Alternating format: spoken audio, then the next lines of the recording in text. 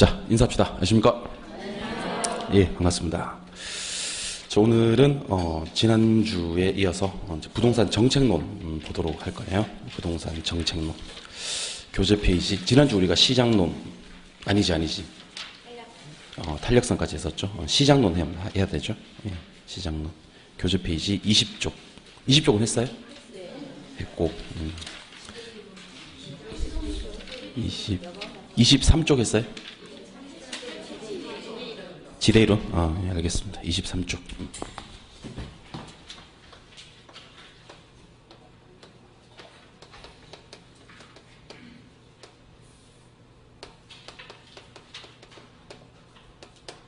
지대론 한번 보도록 하겠습니다. 일단 지난주 했던 거 간단하게 복습을 한번 해보고요. 수업 진행을 해보도록 하죠. 예.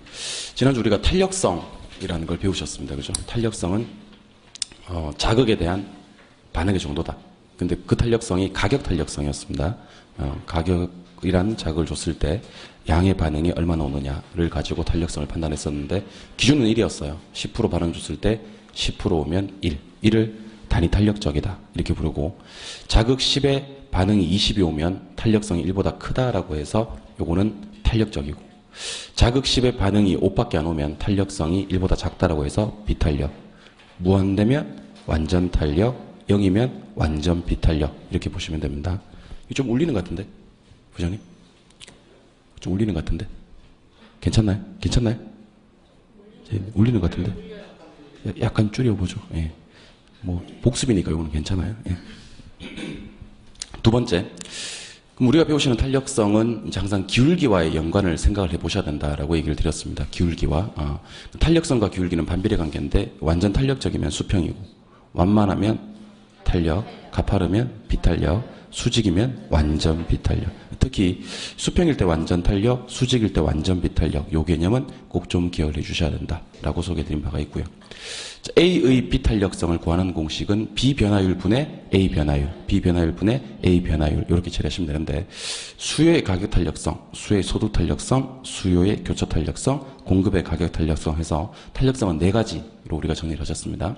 수요의 가격 탄력성은 가격의 변화율 분의 수요량의 변화율 하신 다음에 절대값 씌운다고 했었고 수요의 소득 탄력성을 구하는 공식은 소득의 변화율 분의 수요량의 변화율이었고 수요의 교차 탄력성, 이 공식이 좀 중요하죠. XJ의 가격 변화율 분의 YJ의 수요량의 변화율 그렇게 했었고 마지막으로 공급의 가격 탄력성을 구하는 공식은 가격의 변화율 분의 공급량의 변화율이다. 이렇게 개념을 잡아주시면 됩니다.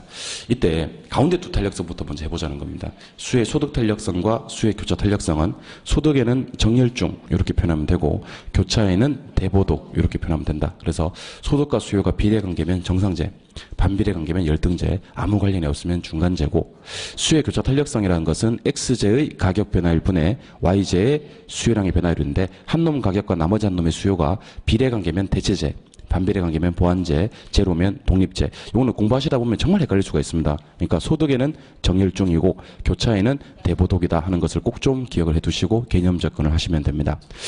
제일 중요한 건 수요의 가격 탄력성인데 수요의 가격 탄력성은 어떨 때 수요가 탄력적이고 어떨 때 수요가 비탄력적인지를 판단하실 수가 있어야 됩니다. 먼저 대체제가 많고 주거용이고 그 다음에 사치제일수록 수요는 탄력적이다라고 얘기를 드렸고 반대로 대체제가 적고 그 다음에 상공업용이고 필수제이면 수요가 비탄력적이다. 이런 얘기를 드린 바가 있습니다. 그리고 특정 갭의 총수입을 구하는 공식은 P 곱하기 Q 그러니까 가격 곱하기 수량인데 이 총수입을 우리가 증가시키는 방법에 대해서 얘기를 해봐야 됩니다. 먼저 첫 번째, 수요가 탄력적인 것으로 판명이 났을 때는 가격을 인하시켜서 많이 사러 오게끔 만들어서 수입 증가에 도움을 받고 비탄력적일 때는 가격을 인상시켜도 도망을 못 가니까 인상시켜서 수입 증가에 도움을 받고 그렇게 개념을 잡아주시면 된다는 겁니다. 그 다음에 공급의 가격 탄력성은 3개만 딱 기억하면 된다고 그랬어요. 물단장. 물리적 공급 곡선 수직, 완전 비탄력, 불가능하죠. 단기는 잘 안 돼, 비탄력, 가파르고요. 장기는 탄력, 완만하다. 그래서 물리적, 단기, 장기, 물단장 이렇게 개념을 잡아주신다. 요까지가 탄력성이었습니다. 두 번째로 우리가 보실 내용이 균형에 대한 얘기인데 자 우하향하는 곡선 수요 곡선이죠. 우상향하는 곡선 공급 곡선이고 만나는 점이 균형. 균형에서 균형 가격과 균형 양을 결정을 하는데 우리 지난주에 필기도 하셨습니다. 일단 균형 가격과 균형 양을 구하려면 일단 균형부터 만들어야 되니까 균형은 QD하고 QS를 같게 만들어서 우리가 균형을 탄생시킨다. 이때 QD가 만약에 1400-2P고 QS가 200 플러스 4P면 한 놈 좌변, 한 놈 우변에다 두고 이코를 만들고 왔다리 갔다리 하면 P가 나온다 그랬죠. P가 균형 가격이고 그 P를 아무 때나 대입하면 Q가 나옵니다. 그죠? 예, 그 Q가 균형 양이다. 그래서 첫 번째로 우리가 했던 내용은 균형 가격과 균형 양을 한번 구해보자 했던 거. 두 번째, 균형 상태에서 수요나 공급이 변했을 때 또는 수요 공급 둘 다가 변했을 때는 균형 가격과 균형 양이 이동을 할 건데 어떻게 이동할 거냐에 대한 개념 정리를 하셔야 됩니다. 먼저 수요가 증가되면 이렇게 됩니다. 가격 상승 양 증가. 수요 감소하면 이렇게 됩니다. 가격 하락 양 감소. 공급이 증가되면 이렇게 됩니다. 가격 하락의 양 증가. 공급이 감소되면 이렇게 됩니다. 가격 상승의 양 감소. 그래서 요래 요거 연습해야 됩니다. 요래 이번에는 수요와 공급이 둘 다 움직이는 경우가 있습니다. 둘 다 움직이는 경우. 근데 둘 다 움직이는 경우는 사실 두 유형으로 나눠볼 수가 있어요. 수요와 공급이 동일 방향으로 움직이는 경우가 있고 수요와 공급이 반대 방향으로 움직이는 경우가 있는데 수요와 공급이 동일 방향으로 움직였을 때는 가격을 알 수 없고 양만 판단을 하신다. 반대로 수요와 공급이 반대로 움직일 때는 가격을 알고 양은 알 수가 없다. 그래서 수요 공급 둘 다 증가했을 때는 가격 알 수 없어. 양 증가. 수요 공급 둘 다 감소했을 때는 가격 알 수 없어. 양 감소. 수요는 증가하고 공급이 감소했을 때는 가격은 상승, 양을 몰라. 수요 감소, 공급 증가했을 때는 가격 하락, 양을 몰라. 이렇게 얘기를 했었고, 수요와 공급 중 한 놈이 완전 탄력적이거나 완전 비탄력적일 때 역시 가격과 양을 판단하실 수 있어야 되는데 여기서는 다른 건 됐고요. 불변만 판단하시면 됩니다. 완전 탄력적일 때는 가격이 불변이라 그랬고 완전 비탄력적일 때는 양불변이다. 요거는 심리학 가서 즉석에서 해결하면 되는 거지. 외울 필요가 없는 겁니다. 완전 탄력 딱 해놓고 보니까 가격이 불변이네. 완전 비탄력 딱 해놓고 보니까 양이 불변이네. 그렇게 개념을 잡아주시는 겁니다. 그렇죠? 예. 요까지가 균형에 대한 얘기였습니다. 그리고 이제 우리가 했던 내용이 시장론에 대한 정리를 하셨습니다. 시장. 시장은 크게 완전 경쟁 시장과 불완전 경쟁 시장으로 나누는데 구분을 좀 해야 됩니다. 완전 경쟁 시장은 판매자, 구매자 다수, 판매되는 상품 동질, 진입가 태거 자유, 정보는 완전한 정보. 불완전 경쟁 시장은 판매자, 구매자 소수, 판매되는 상품 이질, 진입가 태거 곤란, 정보는 불완전하다. 이렇게 얘기를 드렸고, 그렇다면 부동산 시장은 완전일까? 불완전일까? 이런 고민을 하자 그랬죠. 그런데 결과적으로 부동산 시장은 불완전 시장으로 분류가 되더라. 하지만 부동산 시장도 학문적으로 분석할 때는 완전을 가정하고 분석하는 것이 합리적이더라. 그래서 부동산 시장의 특성 그렇게 얘기를 했을 때는 일단 불완전하다. 그다음에 약성, 중강성, 강성으로 물었을 때는 아직 배우진 않았지만 중강성으로 처리를 하시고, 하지만 이것도 기억하셔야 되죠. 추상적 시장이 됩니까? 구체적 시장이 됩니까? 그러면 둘 다가 가능하다. 그래서 일단 부동산 시장은 완전 아니다. 불완전이다. 약성, 중강성, 강성 중에서는 아직 배우진 않았지만 중강성이다. 추상, 구체 둘 다 가능하다. 그리고 했던 게 국지성이 있다. 부동성 때문에. 그다음에 3B라고 해서 왜 거래 비공개, 상품 비표준, 시장 비조직, 요거 전부 다 개별성 때문이었다. 그다음에 수급 조절 곤란하고 매매 기간 장기고 법적 제한 과다하다. 이런 거 가볍게 정리하시면 됩니다. 지난주에 우리 수업할 때 마지막으로 했던 게 여가 현상 그리고 주거 분리를 했었습니다. 여가 현상이란 건 이제 고소득층이 사용하던 주택이 저소득층의 사용으로 전환되는 하향 여가 현상이 있고, 반대로 저소득층이 사용하던 주택이 고소득층의 사용으로 전환되는 상향 여가가 있다. 여가 현상의 종류는 두 가지다. 첫 번째로 기억하셔야 되고, 자, 고소득층의 주거지역하고 저소득층의 주거지역하고 서로 분리되는 현상을 주거분리라고 하는데, 고급주택지역에서 만약에 개조수선 비용이 더 커진다면 수선을 안 하게 된다. 그리고 저급화되어서 하향여가 될 가능성이 있고, 반대로 저급주택지역에서 가치 상승분이 크다면 개조수선을 하거나 또는 재개발 같은 게 돼서 상향여가 될 수 있다. 자, 요 과정에서 자연스럽게 나오는 게 불량주택이라는 게 나온다. 불량주택은 시장 실패 때문에 발생하는 현상이 아니고 시장이 효율적으로 자원 배분하는 과정에서 자연스럽게 생기는 현상이다. 그래서 부드럽게 공부하는 방법은 불량주택은 생겨야 되는 거고 자연스럽게 생기는 것이다. 시장이 뭔가를 잘못하고 있기 때문, 즉 시장 실패 때문이 아니다. 이렇게 개념을 잡아주시자 그랬습니다. 기억나시죠? 예, 여기까지가 지난주 수업했던 내용입니다. 봐요. 지난주 3시간 했던 내용 10분만 하면 정리 다 끝나지. 그렇잖아요. 그죠? 예, 그러니까 여러분들 집에 가서 복습하실 때도 3시간 공부했던 걸 3시간 복습하는 건 바람직한 복습이 아니시고, 혹시 3시간 공부했던 걸 집에 가서 동영상으로 복습을 하신다면 한 1.5배속, 1.6배속 정도로 배속을 좀 높여서 그러니까 뭐 강의를 들으시면 좀 더 빠르게 정리를 하실 수가 있겠죠. 그럼 내가 말을 엄청 빨리 하겠지. 내가 말을 1.6배속으로 하면 막 몸도 빨리 움직이고 아무튼 말을 1.6배속으로 들어주시면 되겠습니다. 1.6배속으로 들으면 제가 발음을 또 정확하게 해야지 1.6배속으로 해도 언어 전달이 되니까 의미의 전달이 되니까 발음을 되도록이면 정확하게 하도록 하겠습니다. 여러분들 저희 그 렌다나에서 수업 강의 들으시는 분들이나 학원에서 수업 들으시는 분들 참 고생이 많아요. 우리 경상도 분들이 많아서 참 고생이 많으신 것 같아요. 그리고 또 사투리 심하신 분들도 많거든요. 저는 거의 표준에 가깝게 구사를 합니다만은 다른 분들은 사투리 심하셔가지고 제가 봐도 막 촌스러워요. 예. 자, 교재 지대론 보도록 하겠습니다. 지대론. 자, 지대론은 우리 앞에서 배운 거 복습 한번 간단하게 하고 가도록 하겠습니다. 복습. 지대랑 비교해야 될 게 하나 있습니다. 그게 바로 지가인데, 지가. 자, 그럼 먼저 첫 번째 지가라는 단어와 지대라는 단어를 한번 비교해 보도록 하죠. 자, 지가라는 것은 일정 시점에서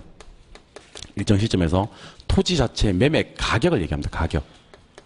가격. 시점에서 토지를 팔아먹은 대가죠. 이걸 교환 대가다. 이렇게 얘기를 합니다. 교환이란 말은 토지와 화폐를 바꾼 대가라는 거죠. 근데 여기서는 뭐가 나오냐면 시점이 나와, 시점. 그럼 이거 유량이에요, 저량이에요? 저량이죠. 맞아요? 예. 그에 반해서 지대라는 것은 일정 기간 동안에 토지의 임대료를 얘기합니다. 임대료. 일정 기간의 토지의 임대료. 요거는 사용 대가입니다. 그리고 요거는 일정 기간 동안의 개념이기 때문에 유량 개념이 됩니다. 요거는 사실 오늘 첨언한 내용이 아니죠. 우리 지지난주에 수요 공급 이론을 처음으로 공부하면서 유량과 저량을 정리할 때 제가 지대는 임대료는 유량 개념이고 가격이나 지가는 저량 개념이다라고 얘기를 하고 왔습니다. 그래서 지대는 토지 임대료를 줄임말입니다. 토지 임대료. 토지 임대료는 일정 기간 동안 부동산을 사용한 대가니까 유량이고 지가는 토지 가격의 줄임말이에요. 토지 가격. 지가라고 합니다. 그죠? 토지 가격은 일정 시점에서 토지를 화폐랑 교환한 대가니까 요거는 저량 개념이 됩니다. 근데 우리는 이 중에서 지가 쪽보다는 요 지대에 대해서 관심을 가지고 한번 접근해 보자는 겁니다. 토지 임대료.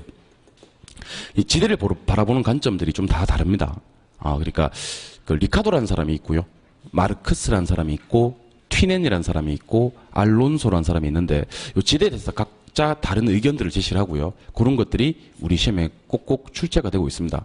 그러니까 지대론 같은 경우는 시험 5번 치면 한 4번 정도, 그러니까 확률로 치면 한 80% 정도로 시험에 나온다고 생각하시면 됩니다. 말이 80%지 어쩌다 한 번 안 나오는 거지 우린 100% 보고 접근하는 겁니다. 그러니까 지대론을 올해도 물론 시험에 나왔고요.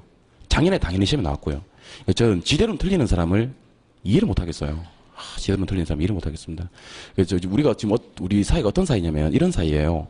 저는 지대론 틀리는 사람을 이해 못 하고 그 사람은 지대론을 이해 못 하고 나는 그 사람을 이해 못 하고 그 사람은 지대론을 이해 못 하고 이렇게 우리가 이해 못 하는 그런 어떤 피드백이 되어 가고 있는 그런 악순환이 계속되는 것 같습니다.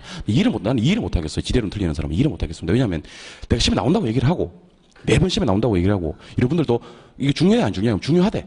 그 공부해야 되겠어요? 안 해야 되겠어요? 그러면 해야 되겠대. 그러고 나서 틀려. 해요. 그러니까 이게 또 어렵게 나오는 것도 아니야. 뭐 책이 있는 걸 응용해서 나오는 것도 아니고 책이 있는 걸 그대로 낸다니까. 그러니까 지대론 틀리는 사람은 앞으로 저한테 이해를 구할 수 없는 사람입니다. 이해를 구할 수가 없는 사람. 그러니까 지대로는 절대로 틀리지 않도록 하시고 칠판 한번 보시기 바랍니다. 알겠죠? 예. 진짜 이해가 안 돼요. 진짜 왜 틀리는지. 나오는 걸 뻔히 알면서. 그러니까 그런 건 틀릴 수가 있습니다. 어쩌다가 한 번씩 나온 것들. 뜻밖의 문제들이 있습니다. 왜? 그 자격시험이라는 게 그래요. 꼭 중요한 것만 내서 난이도 조정을 하지 않아요. 그러니까 저기 구석에 있는 거 아니면 책에 없는 거 이런 거 나올 때는 틀려도 괜찮다고. 그런데 매번 강조를 했고 시험에 나오는 것도 뻔히 알고 모의고사나 우리가 연습도 많이 했고 이런 문제를 시험장에서 틀리는 것은 그건 정말 용서가 안 된다는 겁니다. 용서가 안 된다. 진짜 용서할 수 없어요. 그러니까 수업을 이렇게 쭉 들으실 때 똑같은 비중을 두고 수업을 들으시면 안 돼요. 왜 쌤들이 왜 수업하다 갑자기 딱 보면 알 거예요. 딱 수업하다 보면 딱 흥분된 상태로 수업할 때가 있습니다. 저거 중요한 거구나.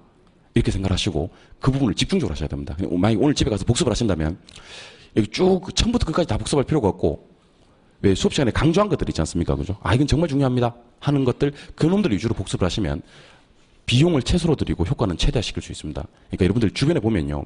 어떤 사람은 공부를 열심히 안 하는 것 같은데 점수가 잘 나오는 사람들이 있고 어떤 사람들은 공부를 열심히 하는데 점수가 안 나오는 사람들이 있습니다. 공부를 열심히 하는데 점수가 안 나올 수가 없어요. 원래는. 열심히 하는데 점수가 안 나올 수가 없는데 이 사람은 분명히 공부 방법이 잘못된 겁니다. 공부 방법이. 그 사람 공부하는 걸 가만히 보면요. 관찰해보면 책 첫 페이지부터 딱 펴가지고 막 정독하는 거예요. 정독. 쫙 자세하게 막 이렇게. 그죠? 그러니까 공부하는 양이 너무 많아. 너무 많은데 정작 중요한 거에 임팩트 있게 공부를 못 한다는 겁니다. 다 똑같은 비중을 두고 공부한다는 겁니다. 그러니까 자격시험에 나와 있는 모든 내용이 다 중요하지 않다는 겁니다.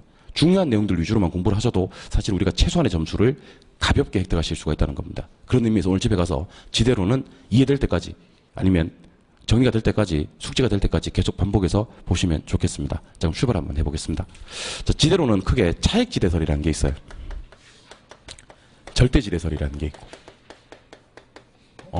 먼저 차액지대설을 주장하신 분은 리카도라는 분입니다. 리카도. 학자 이름 기억하세요? 리카도. 한번 따라해 보실래요? 리카도. 리카도라는 분이 이제 차액지대설을 주장하신 분입니다. 절대지대설을 주장하신 분이 마르크스라는 분입니다. 한번 따라해 보실래요? 마르크스. 그래서 우리는 공부하실 때 그냥 차액지대설, 그냥 절대지대설 하지 마시고 리카도의 차액지대설, 마르크스의 절대지대설 이렇게 공부를 하실 겁니다. 뭐 제가 이런 얘기를 했더니만 오늘 이제 학자가 처음 나오거든요. 리카도라는 학자와 마르크스라는 학자 이런 게 처음 나오니까 뭐 우리 수험생 중에 깜짝 놀라는 분들이 계시더라고요. 아니 선생님, 아니 나는 뭐 부동산학 개론 배우러 왔는데 부동산학 개론에 뭐 리카도, 마르크스 이렇게 외국 사람이 나오는 거야? 그런 줄 몰랐는데 하시는 분들이 계실 수가 있는데 뒤에 가시면 31분이 기다리고 계십니다. 31분. 이제 이제 딱 2명 나온 거야, 이제. 리카도하고 마르크스 딱 2명 나온 거고, 좀 있으면요, 튀넨, 그 다음에 알론소, 그 다음에 버제스, 호이트, 해리스 울만, 시몬스, 그 다음에 베리, 그 다음에 크리스탈러, 허프, 레일리, 컨버스, 넬슨, 베버, 레시, 막 엄청나게 많은 분들이 기다리고 계십니다. 이런 분들 나올 때마다 반갑게 맞이하셔야 되지, 거부감으로 맞이하시면 안 됩니다. 여기 시험 나온다고, 이런 것들이. 그러니까, 작년 시험 같은 경우도 리카도 차익지대설, 마르크스 절대지대설 가지고 문제를 하나 냈고요. 작년 시험에 베버 나왔고요. 작년 시험에 크리스탈러 나왔고요. 3문제 나왔다니까. 학자만. 그러니까 학자들이 나오면 반갑게 맞이하실 준비를 하시기 바랍니다. 그리고 이런 사람이 나오면 학자라고 얘기를 해야지 자꾸 외국 사람 하는 사람이 외국 사람 물론 한국 사람은 한 사람도 없어요. 한국 사람 한 사람도 없지만 그래도 나오면 학자들 이렇게 얘기를 하는 게 누가 보더라도 좀 있어 보입니다. 알겠죠? 예. 너 외국 사람들 다 외웠어? 뭐 이렇게 없어 보이게 그렇게 얘기하지 마시기 바랍니다. 물론 외국 사람이긴 하지만 이게 다 훌륭하신 분들이니까 우리 학자 이렇게 얘기하시기 바랍니다. 알겠죠? 예. 그럼 리카도는 학자와 마르크스는 학자에 따른 차익지대설과 절대지대설 한번 구분해 볼게요. 자, 리카도는 지대 발생 원인을 비옥도에 두고 있습니다. 비옥도가 뭐냐? 토지의 비옥한 정도예요. 비옥도를 가지고 토지를 3개로 구분합니다. 3개. 한번 해볼까요? 예. 비옥도가 높은 땅을 우등지라 그래요. 우등지. 비옥도가 낮은 땅을 열등지라 그래요. 열등지. 비옥도가 형편이 없는 땅을 한계지라 그래요. 한계지. 자, 그러면 갑시다. 리카도는 뭘 강조하신 분인데? 비옥도를 강조하신 분인데 비옥도를 가지고 토지를 3개로 구분한다. 우등지, 열등지, 한계지. 그럼 대답 한번 해보세요. 우등지는 비옥도가 낮은 땅일까 높은 땅일까? 제목만 봐도 높은 땅이겠죠? 여기는 수확량이 좋겠어 안 좋겠어? 좋아요. 그럼 여러분들이 이런 땅을 가지고 계신가요? 이런 땅을 가지고 계시면 토지를 빌려주고 임대료 받을 때, 즉 지대 받을 때 지대 적게 받고 싶겠어요? 많이 받고 싶겠어요? 자동적으로 많이 받아진다는 겁니다. 이런 땅은. 근데 열등지는요. 상당히 척박한 땅이에요. 척박한 땅. 이런 땅에는 농작물을 심어도 수확이 많이 안 돼. 그럼 이런 땅은 지대가 어떻게 발생하고? 적게 발생하고. 비옥도가 형편이 없는 땅은 한계지라고 합니다. 너무 척박해가지고요. 이 땅에서 농작물을 재배하면요. 겨우 생산비만 건집니다. 즉 손익분기점밖에는 못 맞추는 그런 척박한 땅입니다. 여기서는 지대를 받을 수가 없다라고 보는 겁니다. 지대 없다. 자, 그러면 지대 제로. 그럼 리카도의 차익지대설에서는 뭐가 높아야? 비옥도가 높아야 지대가 많이 받아지고 비옥도가 낮으면 지대는 적게 받아지고 비옥도가 형편이 없으면 지대는 없다. 그럼 결국 리카도의 차익지대설에 따르면 어디에서는? 한계지에서는 지대가 존재한다 안 한다? 안 한다. 지대는 제로가 된다는 겁니다. 맞아요? 보시는 바와 같이 뭐가 지대를 결정하는 겁니까 지금? 그렇지. 비옥도가 지대를 결정하는 거예요. 그럼 지대는 결정하는 거야? 결정당하는 거야? 결정당하는 거지. 무엇에 의해? 비옥도에 의해 결정당한다. 요게 리카도의 차익지대설의 주요 논점입니다. 그러면 마르크스의 절대지대설은 이렇게 얘기를 합니다. 자, 마르크스라는 사람은 자본주의 하에서는 토지가 사유화되어 있다는 거예요. 사유화되어 있다는 것은 누군가가 이 토지를 가지고 있다는 거예요. 좀 유식한 말로 소유권을 행사한다는 겁니다. 그럼 소유권을 가진 자가 농민들한테 지대를 내놔 이렇게 요구를 하니까 많으니까 요구하니까 지대는 자연스럽게 존재할 수밖에 없다는 논점입니다. 그러면 요구하는 경우는 딱 두 가지만 요구합니다. 딱 두 가지만. 어떤 요구가 있냐면 많이 내놔 하는 경우가 있고 적게 내놔 하는 경우가 있지 안 내놔 하는 경우는 없더라는 겁니다. 그러니까 자기 땅을 빌려주면서 아무리 척박한 땅이라도요. 자기 땅을 빌려주면서 지대를 안 요구하는 경우는 통상적으로 있더라 없더라? 없더라는 겁니다. 뭐 지가 손익분기점밖에 못 맞추고 말고 그건 지 사정이고 일단 토지 소유자 입장에서는 땅을 빌려줄 때는 반드시 지대를 받더라는 겁니다. 그러니까 뭐를 가진 사람들은 소유권을 가진 사람들은 응당 지대를 막게 되고 요구하게 되고 요구하는 경우에서는 딱 몇 가지다? 두 가지다. 첫 번째 많이 요구하거나 두 번째 적게 요구하는 그런 경우밖에 없다. 안 요구하는 경우 있다 없다? 없다. 그럼 어디라 하더라도 한계지를 하더라도 요구한다 안 한다? 요구한다. 그럼 지대는 존재한다. 발생한다는 겁니다. 알겠죠? 그러면 여러분들 제가 한번 얘기를 드려볼 테니까 이거 외운다고 생각하지 말고 옛날 얘기 듣듯이 한번 들어봐요. 옛날 얘기 듣듯이 내가 상황에 맞게 한번 얘기해 볼게요. 내가 토지 소유자예요. 내가 토지 소유자. 지주라고 지주. 지주처럼 안 생겼나요? 배 나오고 지주처럼 생겼잖아. 여러분들은 제 땅에서 농작물을 재배해서 저한테 지대를 입금하는 농민들이에요. 농민들. 그럼 제가 지주고 여러분들은 농민들입니다. 그럼 제가 여러분들 지대를 요구하겠지. 근데 하루는 제가 악덕지주야, 악덕지주. 배 나오고 악덕지주잖아. 악덕지주라서 하루는 올해부터는 지대를 2배로 주세요. 이렇게 요구를 합니다.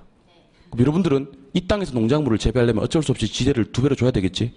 그럼 여러분들은 원래는 100만 원밖에 지대를 안 냈는데 이제 200만 원 내야 되는 거야. 그럼 여러분들 입장에서는 생산비가 더 들어간 거야, 덜 들어간 거야? 더 들어간 거지. 그럼 여러분들이 키워서 판매하는 농작물 있잖아요, 그죠? 농작물의 가격을 이제 싸게 받아, 비싸게 받아? 비싸게 받는 거지. 그럼 지대는 일종의 비용이라는 겁니다. 여러분들 입장에서는. 그러니까 제가 많이 요구하면 비용이 많은 거고 상승한 거고 비용 상승한 만큼을 어디에 증가시켜서 농작물의 가격에 증가시켜서 그 놈을 비싸게 받을 수밖에 없다. 그럼 마르크스의 절대지대에 따르면 뭐가 먼저 상승한다? 지대가 먼저 상승한다. 지대를 비용으로 보는 거예요. 비용 또는 생산비.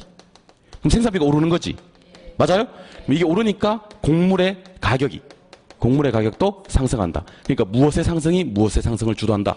지대 상승이 곡물 가격 상승을 주도하는 겁니다. 그럼 이번에는 지대가 영향을 받는 건가 영향을 주는 건가? 영향을 주는 거예요. 어디에? 곡물 가격에. 영향을 주는 뭐로 인지한다? 생산비로 인지한다는 겁니다. 자, 그러면 우리 불필요한 것들 다 지워버릴게요. 불필요한 것들 다 지워버리고 시험에 나오는 것만 딱 기억합시다. 여기 시험에 나와요. 이번 시험에 요거 나왔어요. 나왔고 일단 집어넣어 보세요. 리카도의 먼지대설, 차익지대설, 마르크스의 절대지대설. 이거 여러분들 오늘 내로 기억을 해버립시다. 오늘 내로. 근데 지난주에 했던 얘기 기억합니까? 11월달 수업 들으셨던 분들하고 1월달 처음 수업 듣는 분들하고 내가 실력 차이를 엄청나게 나게 만들어. 실력 차이를 막 1월달에 처음 오시는 분들이 눈 끔뻑끔뻑하고 있는데 여러분들은 리카도, 비옥도, 한계지 지대 없지. 그리고 비옥도가 지대 결정하는 거잖아. 3개 있고 5등지, 10등지, 1개지 뭐 이렇게 여유 있게. 그다음에 마르크스 제가 딱 얘기를 하면 절대지대설, 절대지대 소유권 요구 아니냐. 요구 아니냐. 그럼 한계지대도 요구해야지. 요구하고 그럼 지대는 발생하겠네. 그다음에 지대가 배 나오고 악덕지주가 많이 내놓으라고 하면 그러면 지대가 먼저 오르고 이게 생산비가 오르는 거니까 곡물 가격이 상승하겠네. 이렇게 얘기를 해주면 1월달에 처음 오시는 분들은 깜짝 놀란다는 거지. 깜짝 놀라는데 보통 1월달에 수업 시작해 보면 11월달에 하신 분들이나 1월달에 하신 분들 둘 다 눈만 껌뻑껌뻑하고 있죠. 리카도 들어본 적 있는 것 같고 막 마르크스 뭐 들어본 적 있는 것 같고 눈만 껌뻑껌뻑. 그러면 안 된다는 겁니다. 그러니까 그러기 위해서는 우리가 리카도의 차익지대설과 마르크스의 절대지대설 시험 출제 영순입니다. 영순이. 나온다고 보고 들어가야 돼. 나온다고 보고. 혹시 안 나올지 모른다고 보고 들어가면 안 되는 내용이야. 이거는 지금 다 해결합시다. 절 보고 다시. 리카도의 차익지대설에서 가장 중요한 세 글자. 비옥도. 비옥도를 가지고 토지를 몇 등분 합니까? 3등분. 비옥도가 상당히 높은 땅은 5등지. 지대는 어떻게 발생? 많이 발생. 비옥도가 낮은 땅 10등지. 지대는 적게 발생. 비옥도가 아주 그냥 형편이 없는 땅 1개지. 여기서는 지대가 발생하지 않더라. 이렇게 보는 겁니다. 그러면 누가 누구를 결정해 보니까 비옥도가 지대를 결정하는 그런 논점입니다. 반대로 마르크스의 절대지대설은 자본주의에서 토지가 사유화되어 있고 그 토지를 가지고 있다? 그럼 이 사람은 뭘 행사하는 거예요? 소유권 행사하는 사람입니다. 소유권 행사하는 사람이 토지 소유주자가 되고요. 이 농민들한테 지대를 내놓으라고 뭐 하니까? 요구하니까 지대가 발생하더라는 겁니다. 요거는 딱 몇 가지로만 한다? 2가지로. 많이 내나 아니면 적게 내나요? 많이 내나 하면 많이 줄 수밖에 없고 적게 내나 하면 적게 줄 수밖에 없는데 안 내나는 경우는 그런 경우는 없더라는 겁니다. 한계지에서도 지대는 발생하고 뭐가 먼저 상승하더라?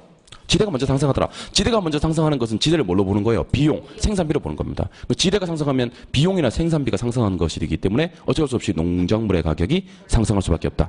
곡물 가격이 상승할 수밖에 없다. 이렇게 보는 게 마르크스의 절대지대설이에요. 이걸 갖다가 머릿속에 넣어놓으셨으면 좋겠어요. 머릿속에 넣어놓으셨으면. 혹시 머릿속에 안 들어가면요. 이쪽인지 이쪽이라도 판단하셨으면 좋겠어요. 이쪽인지 이쪽인지. 그래서 제가 만약에 비옥도 그러면 요쪽 같은데? 이렇게. 그 다음에 소유권 요금 이쪽 아닌가? 한계 지대 있어요. 있는 거 이쪽. 없어요. 그러면 이쪽. 그 다음에 비옥도가 지대를 결정해요. 그럼 이쪽. 지대가 곡물 가격을 결정해요. 그러면 이쪽. 지대를 비용이나 생산비를 보는 관점은 어딥니까? 그러면 이쪽. 이런 식으로라도 정리를 하시기 바랍니다. 요쪽인지 요쪽인지라도 알아주셨으면 좋겠습니다. 그랬더니만 튀넨이라는 분이 계십니다. 본 튀넨. 유명한 분이 이분도. 튀넨 이분은요. 이런 얘기를 합니다. 위치지대설을 제시합니다. 위치지대설. 자, 그럼 튀넨의 위치지대설이 뭔지를 제가 소개해드리겠습니다. 잘 들어보세요. 잘 들어보세요. 자, 잘 보세요. 여기 도심이에요. 여기 외곽이고요. 여기는 지대입니다. 자, 그러면 튀넨 이분에 따르면요. 뭐가 좋아야? 이게 좋아야 지대가 많이 발생한대요. 그럼 위치가 제일 좋은 곳이 어디냐면 도심이라고 보는 겁니다. 도심. 어디요? 도심. 그럼 도심에서는 지대가 적게 발생, 많이 발생? 많이 발생. 외곽으로 갈수록 지대는 적게 발생. 이걸 갖다가 우리는 한계지대 곡선이라고 합니다. 그러면 튀넨에 따르면 지대 곡선의 모양이 우하향하거든요. 우하향의 의미는 도심에서 지대가 높고 외곽으로 갈수록 지대가 점점 떨어지는데 그 이유가 바로 수송비 때문이라는 겁니다. 뭐요? 수송비. 중요합니다. 중요합니다. 자, 그럼 질문 드리겠습니다. 도심의 위치가 좋다고 하는 이유는 도심은 위치가 좋아서 수송비가 많이 들어가는 곳이야, 적게 들어가는 곳이야? 적게 들어가는 곳입니다. 그러니까 지대를 많이 줘도 되고요, 이주. 외곽으로 갈수록 뭐가 나빠서? 접근성이 나쁘잖아요, 그죠? 접근성이 나쁘니까 수송비가 많이 들어가잖아요. 그럼 지대로 줄 수 있는 돈은 많이 줄어들 수밖에 없다는 겁니다. 수송비가 많이 들어가니까. 맞아요? 그러니까 수송비가 적게 들어가는 곳에서 지대가 많이 발생하고 수송비가 많이 들어가는 곳은 지대가 적게 발생하는데 튀넨에 따르면 위치가 좋다 나쁘다의 기준을 수송비 가지고 판단하는 겁니다. 알겠죠? 예. 그러니까 튀넨은 이런 얘기를 하네요. 외곽에 있으면 아무리 비옥도가 높아도 지대는 떨어질 수밖에 없다. 도심에 있으면 아무리 비옥도가 형편이 없어도 지대는 올라갈 수밖에 없다. 그런 겁니다. 그리고 튀넨의 말도 이해는 되는데 마르크스의 말도 이해는 되는데 많이 요구할 수 있는 곳은 어쨌든 도심이라는 겁니다. 외곽으로 가면 많이 요구를 못 하더라는 겁니다. 그런 논점이에요. 이번엔 알론소의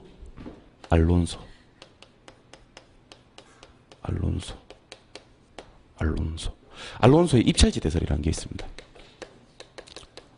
요거는요, 눈치 빠른 사람들은요, 저한테 수업 듣지 않아도요, 대충 개념을 잡아요, 이거는요. 알론소 입찰지대설은. 왜냐하면 단어 중에 입찰이라는 단어가 있거든요, 입찰. 자, 입찰을 갖다가 우리가 주로 쓰는 말로 바꿔볼까요? 입찰이라는 말도 많이 쓰는데 더 많이 쓰는 말이 뭐냐면 이거예요. 이거.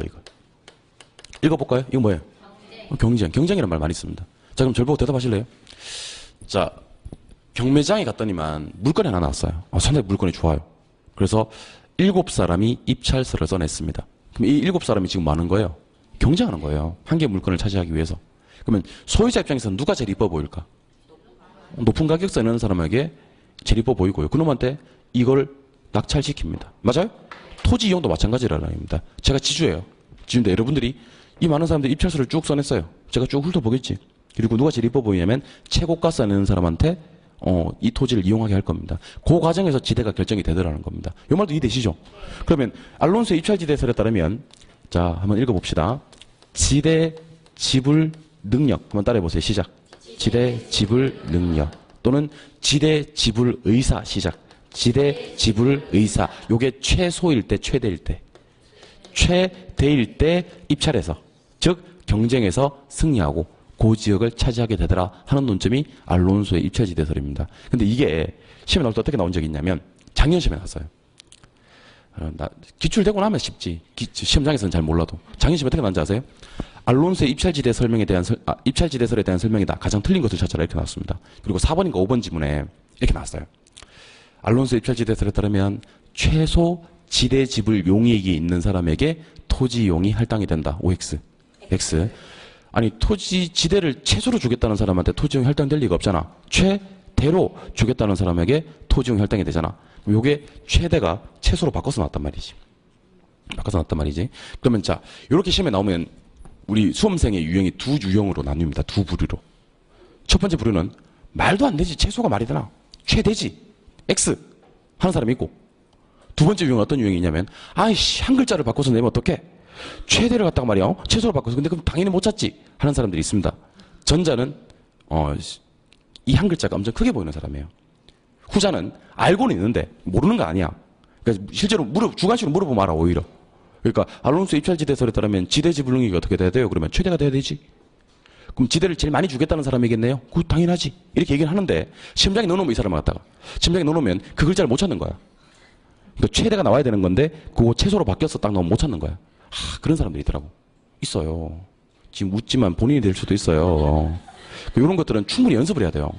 연습을. 그러니까 우리가 자격시험을 공부하는 사람은요. 자격시험을 공부하는 사람은 옳은 지문 추정의 원칙으로 공부하시면 안 됩니다. 틀린 지문 추정의 원칙으로 공부하셔야 됩니다. 상당히 유식한 말을 썼는데, 이 지문은 틀렸을 거다라고 생각하고 들어가는 거예요. 이 지문이 틀렸을 거다. 어디가 틀렸는지를 확인하고 들어가는 거지. 그걸 자꾸 찾는 거지, 그게. 그런 과정에서 실력이 늘어요. 그러니까, 옳은 지문으로 추정해버리면요, 나중에 공부할 때 어느 부분을 틀리게 낼지에 대한 감이 없어진다니까. 근데, 틀린 지문 추정의 원칙으로 공부하면 이 지문 틀렸을 거다 하고 생각하고 가는데, 틀린 부분이 아무 차이도 없어. 그럼 맞는 지문이야. 무슨 말인지 알겠죠? 옳을 거다라고 들어가지 말고 틀릴 거다라고 들어가는 겁니다. 그러면 한 글자가 크게 보인다는 거지. 요거 틀리게 냈네. 요거 틀리게 냈구나. 그러니까 공부를 하는 방법 중에 객관식 자격시험을 공부하는 방법 중에 틀린 지문 추정의 원칙으로 공부를 하시면요. 실력이 쭉쭉 늘어요. 한 글자를 바꾸든 두 글자를 바꾸든 그 글자 바꾼 게 금방금방 눈에 막 들어와요. 그러니까 어떤 사람은 한 글자가 상당히 크게 보이는 사람이 있고 어떤 사람은 한 글자가 작게 보이는 사람이 있습니다. 한 글자가 크게 보이는 사람은 합격입니다. 쌤 나는 글자 크기가 다 똑같이 보이는데 아직까지 공부를 덜 해서 그래요. 오늘 많이 하시면요. 한 글자가 엄청 크게 보여요. 두 글자가 엄청 크게 보입니다. 실제 시험장에 들어가시면요. 한 글자 바꿔서 내는 문제가 비일비재합니다. 예를 들면 상향여가를 하향여가로 바꿔서 내고 하향여가를 상향여가로 바꿔서 내면 몇 글자야? 한 글자 바꾼 거잖아. 뭐 말인지 몰라? 한 글자. 한계지에서 지대 있다, 없다 이렇게 나온다니까. 몇 글자 바꾼 거야? 한 글자. it, up, it, up, 그렇게 나온다니까. 그런 틀린 지문 추정의 원칙을 공부를 해야 됩니다. 요걸 바꿔서 내겠구나. 틀리게 냈겠구나. 이런 생각을 하시는 겁니다. 그래서 자꾸 우리는 공부를 하실 때 자꾸 틀린 지문 추정의 원칙으로 공부를 하시는 겁니다. 우리 시험에 80%가 90%인데? 80%가 다음 중 가장 틀린 것을 찾아라는 문제예요. 또는 가장 옳은 것을 찾아라는 문제예요. 한번 봅시다. 다음 중 가장 틀린 걸 찾아라 그러면 틀린 거 몇 개 찾아야 돼요? 한 개 찾아야 돼요. 맞잖아요. 그럼 가장 옳은 것을 찾아라 그러면 옳은 걸 찾으면 안 돼. 틀린 걸 4개 찾는 거야. 틀린 거 4개 찾는 거야. 그러니까 옳은 걸 찾을 때도 뭘 찾고 틀린 걸 찾고 틀린 걸 찾을 때는 당연히 틀린 걸 찾고 우리는 틀린 거 찾는 싸움이에요. 틀린 거 찾는 싸움입니다. 그래서 그 민법은 그렇다 치더라도 개론 같은 경우는요. 자꾸 기본서만 본다고 실력이 늘진 않아요. 기본서는 옳은 것만 나와 있거든요. 기본서에는 틀린 글자가 나올 수가 없거든요. 전부 다 옳은 것만 나와 있습니다. 그래서 문제를 많이 풀어봐야 되는 겁니다. 그래서 제가 올해는 문제풀이를 상당히 많이 강화할 겁니다. 문제풀이를. 지금은 작년에는 입문과정부터 문제를 나눠줘 봤는데 부작용이 심하더라고. 여기저기서 막 각종 불만과 어떤 사람들 흥미를 잃어가지고 벌써부터 문제를 푸니까 흥미를 잃어가지고 학원 안 나오고 막 그런 분들 계시던데 이제 1월달부터 문제를 갖다 많이 나눠드릴게요. 나눠서 문제 막 풀고 이 문제 풀어보세요. 못 풀면 손바닥 맞고 막 그렇게 해가지고 문제를 스파르타식으로 많이 풀어가지고 그죠? 실력을 한번 향상시켜 보도록 하겠습니다. 문제를 많이 풀어봐야 돼. 문제를 많이 풀어서 이 부분이 어떻게 틀리게 나오는지를 알고 3월달에 또 공부한다고 생각해봐요. 3월달에 공부를 할 때도 문제를 풀고 이게 자주 이렇게 바뀌어서 나오는 거구나를 알고 5월달에 수업을 해봐요. 그러면 얼마나 실력이 많이 향상되겠습니까? 제가 이번에 기본서 오늘 이제 최종 마무리했습니다. 오늘 아침에 와서 기본서 최종 마무리했는데 기본서에 시험에 자주 틀리게 나오는 단어들 있잖아요. 그죠? 그걸 갖다가 전부 다 굵게 표시를 했어요. 굵게. 그러니까 요 부분은 여러분들 눈에 탁 띄게 굵게 표시를 했습니다. 만약에 이 부분이 시험에 나올 수 있고 자주 틀리게 나오는 파트라면 그 부분을 다 굵게 만들었습니다. 힘들었어요. 힘들었어요. 기본서 보시면요. 중요한 단어나 문장들이 한눈에 들어오게 만들어놨습니다. 보시면 아마 깜짝 놀라실 겁니다. 심장이 약하신 분들은 우황청심을 하나 먹고 기본서 받아서 보시기 바랍니다. 다음 주 정도 나온대요. 다음 주 정도 나온다는데 여기서 보실 때 아주 멋지게 만들었습니다. 잘 만들었어요 이번에. 딱 보시면 중요한 단어들은 진짜 원래 제가 밑줄을 그어드렸는데, 밑줄 그어드리는 것도 못 따라오시는 분도 계시고, 너무 빠르다는 의견도 있고, 그래가지고, 제가 전부 다 굵게 처리해드리겠습니다. 딱 보면 중요한 단어들은 전부 다 굵게 처리가 돼 있을 겁니다. 자, 그러면 우리 정리 한번 해보죠. 지대론 4개입니다. 리카도의 무슨 지대설? 차액, 마르크스, 절대, 튀네는, 위치, 알론소, 입찰. 제목만 딱 듣고도 개념 잡아야 됩니다. 리카도의 차액 지대설은 지대의 차이가 난다는 겁니다. 차액이 나더라는 겁니다. 지대의 차이가 난다. 비옥도에 따라서. 우등지는 많이 발생, 열등지 적게 발생, 한계지는 안 발생, 지대 없고요. 이렇게 비옥도가 지대를 결정한다는 논점이에요. 마르크스의 절대지대설은 소유권 요구. 요구는 딱 2가지로만 하더라. 한계지도 요구? 합니다. 안 하긴 뭘 하네. 합니다. 깜짝 놀랐잖아. 합니다. 합니다. 해서 지대는 발생하고요. 지대는 생산비, 비용 일종이기 때문에 지대가 먼저 상승하더라는 겁니다. 그럼 이거는 비용 상승으로 간주해서 농작물의 가격, 곡물 가격이 상승하는 것으로. 티네는 비옥도가 나발이고, 그 다음에 요구고 나발이 공간에 일단 위치가 좋아야 됩니다. 위치가 좋은 곳은 도심이고, 도심에는 수송비가 적게 들어갑니다. 거기서 지대가 많이 발생하고, 외곽으로서 수송비가 많이 들어가니까 지대로 지불할 몫은 줄어든다는 논점이고, 알론소는 입찰이 힘드시면 경쟁을 할 때는 능력이 의사가 최대인 놈한테 토지용이 이루어지게 되더라 하는 겁니다. 이번에는 도시 내부 구조론에 대해서 소개를 해드리겠습니다. 도시 내부가 어떤 구조론을 가지고 변천되어 왔는지에 대해서 소개를 해드릴 겁니다. 먼저 이런 얘기를 한번 해보죠. 이런 얘기. 우리가 핵이라고 얘기를 하는데 핵을 갖다가 이제 중심 업무지구라고 많이 얘기를 합니다. 중심 업무지구는요, 중심에서 업무를 볼 수 있는 지역을 말합니다. 중심에서 업무를 볼 수 있는 지역. 이걸 갖다 우리는 핵 또는 도심 이렇게 얘기를 합니다. 뭐라고요? 핵 또는 도심. 도심이라 그래요. 앞으로 제가 도심 그러면 중심 업무지구 얘기하는 갑다라고 생각하시면 됩니다. 근데 우리 영어도 한번 기억해 봅시다. 요거는 영어로도 나올 수도 있습니다. 그러니까 중심을 영어로 센터라고 얘기를 합니다. C. 중심 센터입니다. 예. 업무는 영어로 뭐예요? 비즈니스. 영어 약하네. 그 어려운 영어 아닌데 업무는 비즈니스. 지구를 영어로 디스트릭트라고 합니다. 디스트릭트. 그래서 디스트릭트. 그래서 앞으로 제가 중심 업무 지구라고 얘기하지 않고 CBD 그렇게 얘기를 하면 욕하는 거 아니에요. 이거 CBD 이거. CBD는 중심 업무 지구 센트럴 비즈니스 디스트릭트 얘기하는 겁니다. 그래서 앞으로 제가 중심 업무 지구, 도심, CBD 요 3개는 구분 없이 쓸 테니까 같은 말인갑다라고 생각하시면 됩니다. 아시겠죠? 예. 그럼 지금부터 버제스라는 사람의 동심원 이론에 대해서 소개를 좀 해드리겠습니다. 이번 시험에 나왔어요. 버제스 동심원 이론. 나온다 그랬거든. 나왔고 틀리고 환장하는 거지. 나온다고 했고 나왔고 틀리고 환장하는 거지. 버제스의 동심원 이론 보겠습니다. 이해를 못하겠어요. 왜 틀리는지.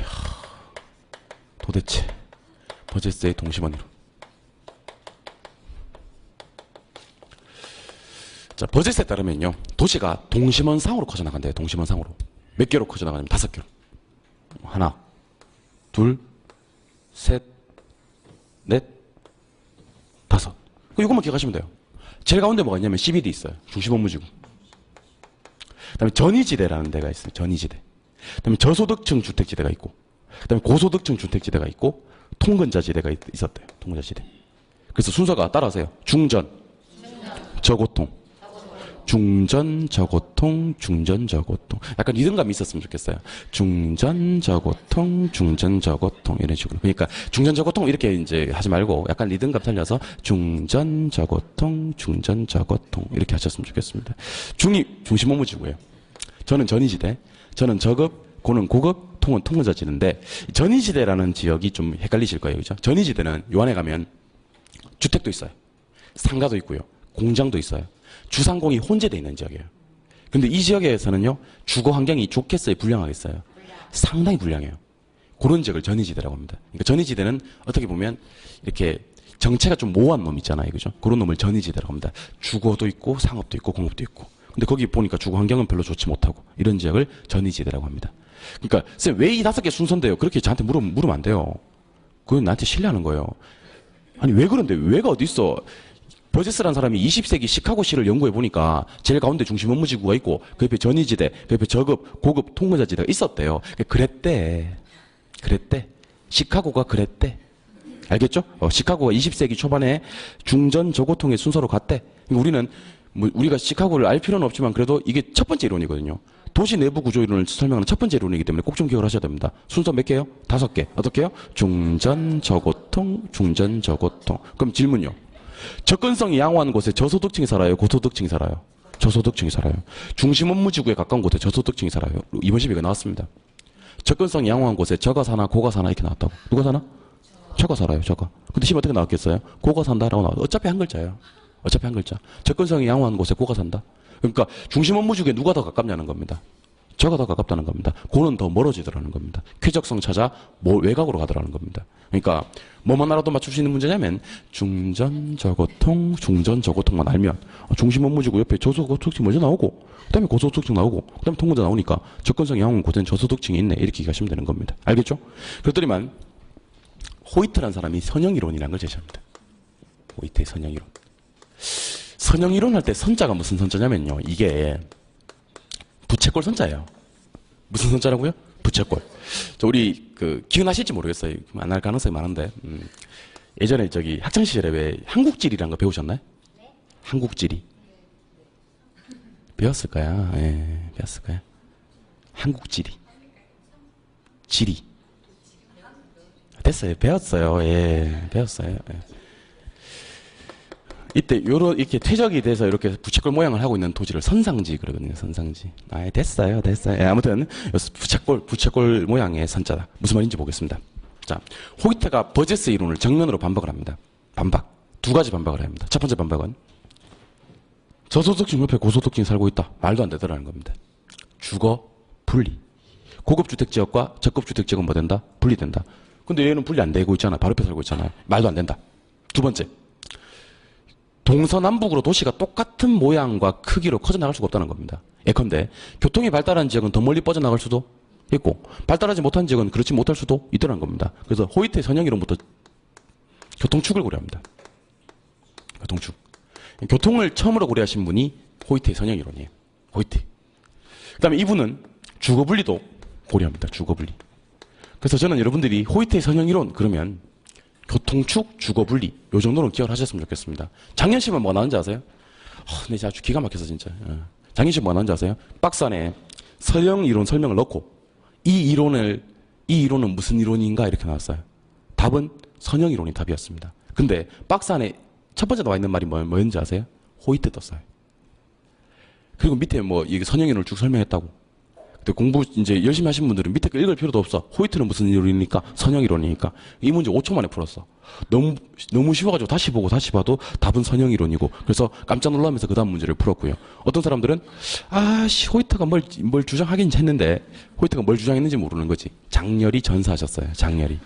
그러니까 호이트가 무슨 이론을 주장했는지 모르는 거죠. 버제스는 무슨 이론을 주장했고 동심원 이론, 호이트의 선형 이론. 아까처럼 공부할 때도 이렇게 공부해야 됩니다. 리카도의 차익지대설, 마르크스의 절대지대설, 티넨의 위치지대설. 그렇죠? 알론소의 입찰지대설. 여기서도 버제스의 동심원 이론, 호이트의 선형 이론. 이렇게 학자 이름들을 반드시 기억을 하셔야 됩니다. 기억 안 하시면 나중에 후회할 일이 발생할지 몰라요. 이번에는 저랑 이거 한번 해보죠. 자, 호이트의 선형 이론에 보니까 여기 가운데에 중심 업무지구가 있어. 뭐 있다고요? 중심 업무지구. 그리고 여기 교통축이야, 여기. 교통축. 교통축을 따라서 가장 빨리 외곽으로 뻗어나가는 사람들이 고급 주거지구 사람들입니다. 어디요? 고급. 그러니까 선형이론에 따르면 이제 교통이 발달한 곳, 접근성이 양호한 곳에 누가 입지하더라는 겁니까? 고급이 입지하더라는 겁니다. 고급이 교통축에 가깝게 입지합니다. 자, 여러분들 우리 경부고속도로를 타고 오지 않습니까? 경부고속도로를 밑에서 상행선을 타고 오르면요. 안녕하십니까? 여기부터 서울입니다.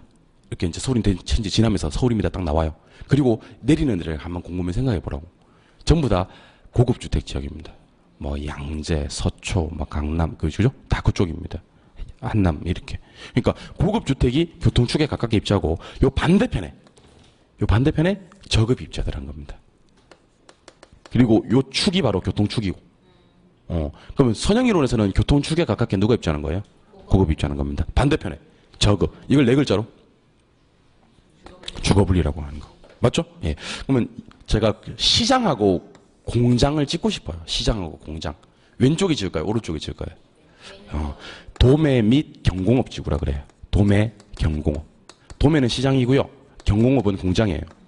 도매 및 경공업 지구는 적급 주택 지역 옆에 있더라는 겁니다. 요 이해되시죠? 예. 못 사는 사람들은 공장 옆에 살고 시장 옆에 살 수밖에 없더라는 겁니다. 여기 저급이 있고, 여기 저급이 있고. 그 다음에 이 고급은요, 저급을 싫어요. 그냥 싫어하는 게 아니고, 싫어해도 너무 싫어요, 너무. 따라서 이 중간에 뭘 사이다 두고 만나냐면 중급을 사이다 두고 만납니다, 중급. 완충적이 있다는 겁니다. 이게 호이트 선형이론입니다. 호이트 선형이론 그림 외워버리세요. 그림을 머릿속에 외우라고. 마음이 준비했어요? 외웁시다. 마음이 준비했어요? 외웁시다. 여기 뭐 있어요?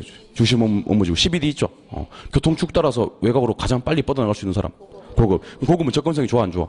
좋겠지. 반대편에 저급 인근에 도매, 경공업, 시장이나 공장, 골프도 저급이 있다 그랬죠? 그리고 저급과 고급은 바로 만나지 않는다. 중급을 사이다 두고 만난다. 이거 외우고 호이트 선형이론은 틀릴 수가 없어요. 이걸 다 아는데 호이트 선형이론 틀리는 사람은 진짜 이상한 사람이에요.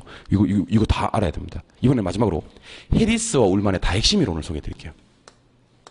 해리스, 울만 두 사람이에요. 해리스 울만의 다핵심 이론. 다핵심 이론에서 제일 중요한 글자가 뭐냐면 다예요. 다. 그럼 핵심이 한 개다, 여러 개다? 여러 개다.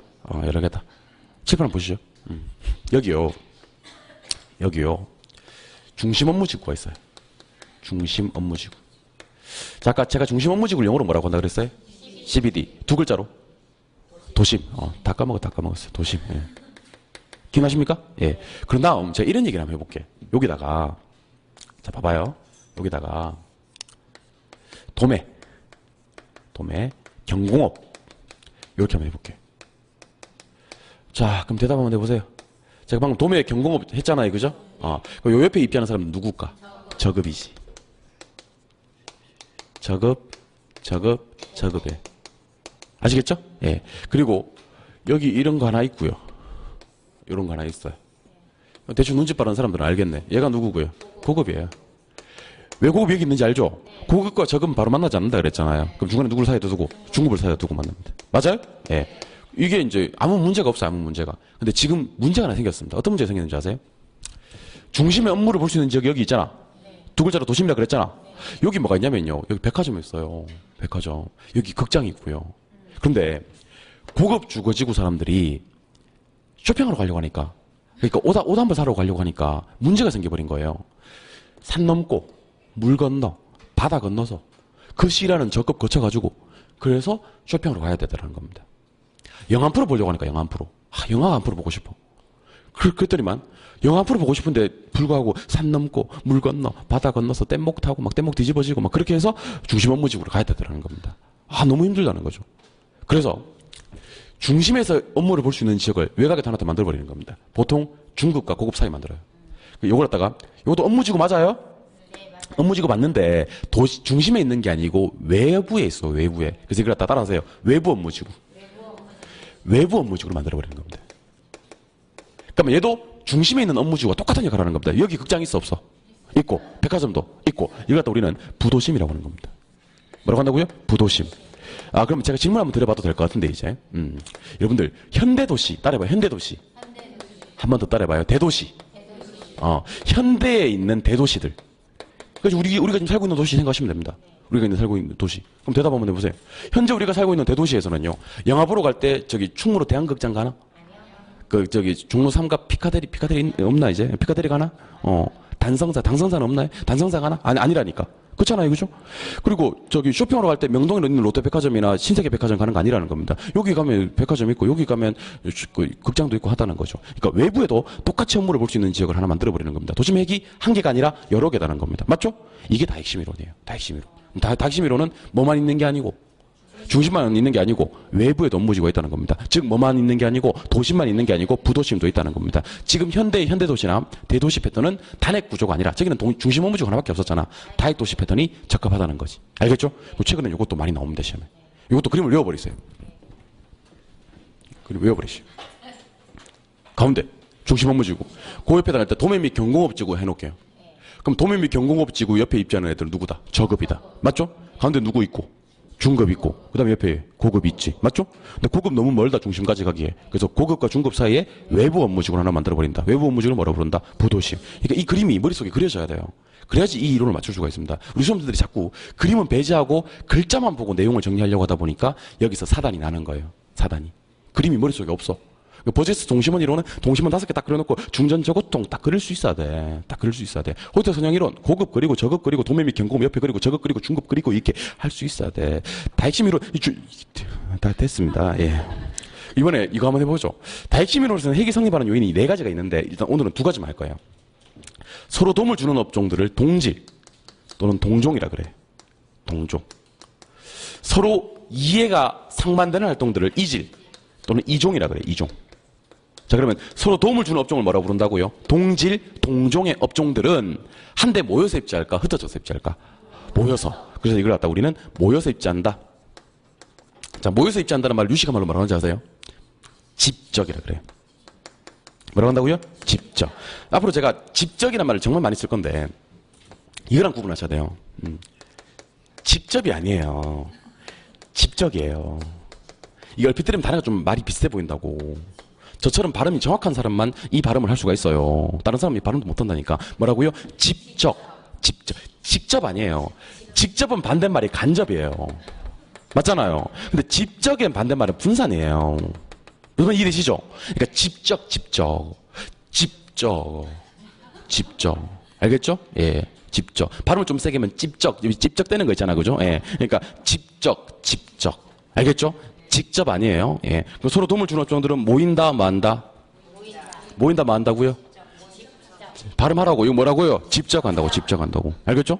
근데 서로 이해가 상반되는 활동들이 있더라는 겁니다. 대표적으로 주택과 공장 같은 거예요. 주택과 공장은 이종이라 그래요. 이종. 이질적이다 그래요. 주택은 쾌적성을 추구하고 공장은 생산성을 추구하다 보니까 이해가 상반된다고. 그럼 얘들은 뭐 한다? 분산.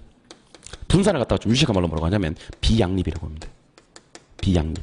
양립은 양립하기가 어렵다는 겁니다. 같이 있기가 어렵다. 근데 이게 왜 그런지 모르겠어요. 왜 그런지 모르겠는데 시험에 맨날 나와요. 맨날. 시험에 맨날 나오는데 올해 쉬었어요. 맨날 나오다가 올해 쉬었다고. 아씨 이거 뭐지? 더 이상 말해야 됩니까 이거? 자 보세요.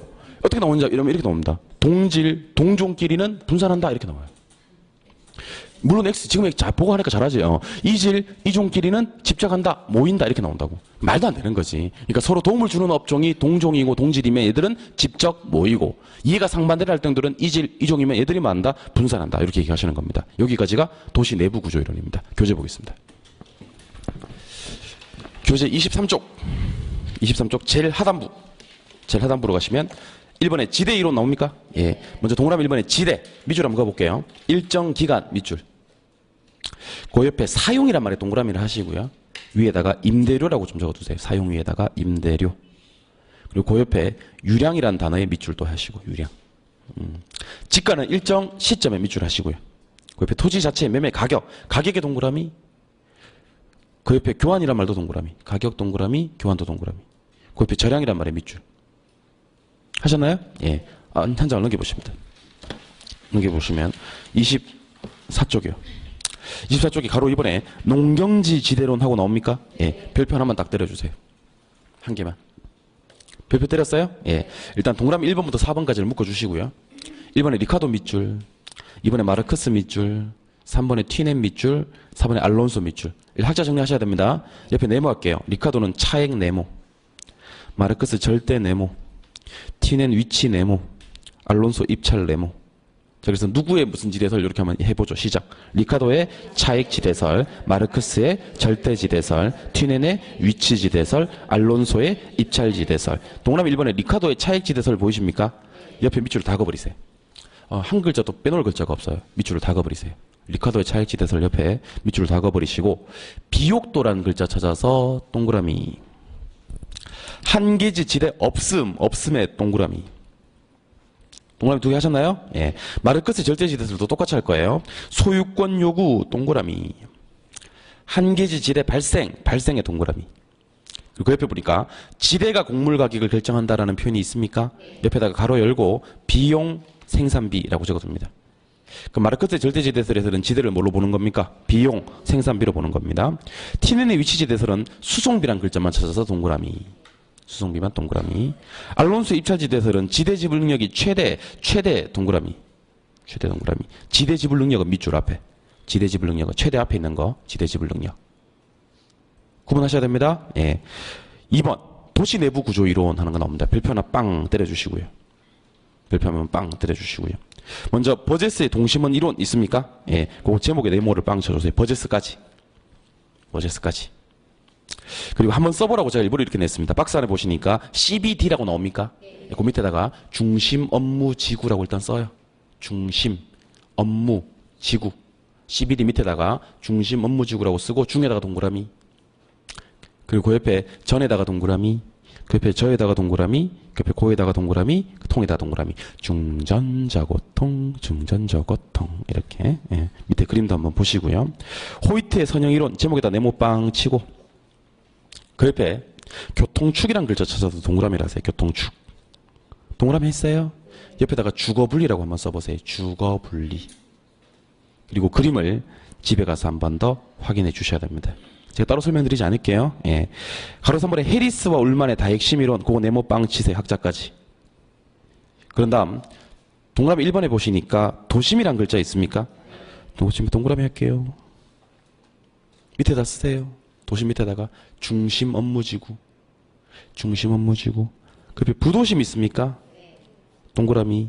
밑에다 쓰세요. 외부 업무지구. 외부 업무지구. 그럼 중심만 있는 게 아니고, 도심만 있는 게 아니고 부도심도 있네요? 이때 도심을 뭐라 부르고? 중심 업무지구, 부도심을 외부 업무지구, 바로 옆에 현대도시나 대도시 밑줄하시고. 현대도시나 대도시. 밑줄했어요? 예. 오른쪽에 가시니까 동그라미 2번에 핵의 성립 요인이 있습니까? 예. 동종이란 말에 밑줄. 집적의 동그라미. 이질이란 말에 밑줄. 비양립의 동그라미. 밑줄 한 거랑 동그라미 한 거랑 각각 연결해 주세요. 동종 뭐하고요? 집적. 이질 뭐하고요? 비양립. 동종이 집적하고요. 이질이 비양립합니다. 묶어서 기억을 하시기 바랍니다. 그리고 그림으로 들어가서요. 그림 왼쪽에 그림이 있고 오른쪽에 1, 2, 3, 4, 5, 6, 7, 8, 9 이렇게 돼 있죠. 예. 오른쪽 1번으로 가세요. 오른쪽 1번에 가시니까 중심 업무지구 CBD라고 되어 있습니까? 옆에다가 크게 도심이라고 써요. 그리고 다른 건 됐고 7번 찾으세요. 7번. 7번 보시니까 뭐라고 돼 있어요? 외부 업무지구라고 돼 있죠? 옆에다 크게 부도심 딱 적어 놓으세요.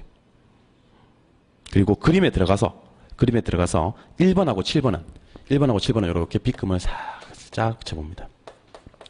빗금을 살짝 쳐봅니다. 그러니까 어디에만 중심에만 업무지구가 있는 게 아니고 외부에도 업무지구가 있음 이런 표시를 좀 해달라는 겁니다. 아시겠죠? 예. 5번에 입지선정 이론은요. 한 장 넘겨보시죠. 넘겨보시면 다른 건 됐고 요거 계산 문제는 뺄게요. 좀 지금은 계산 문제 할 때가 아니라서 26쪽에 가시니까 2번에 서비스업의 입지라는 표현이 있습니까? 거기다 별표 하나 때려두시고요. 여기부터 조금만 쉬셨다가 들어가 보도록 하겠습니다. 쉬겠습니다.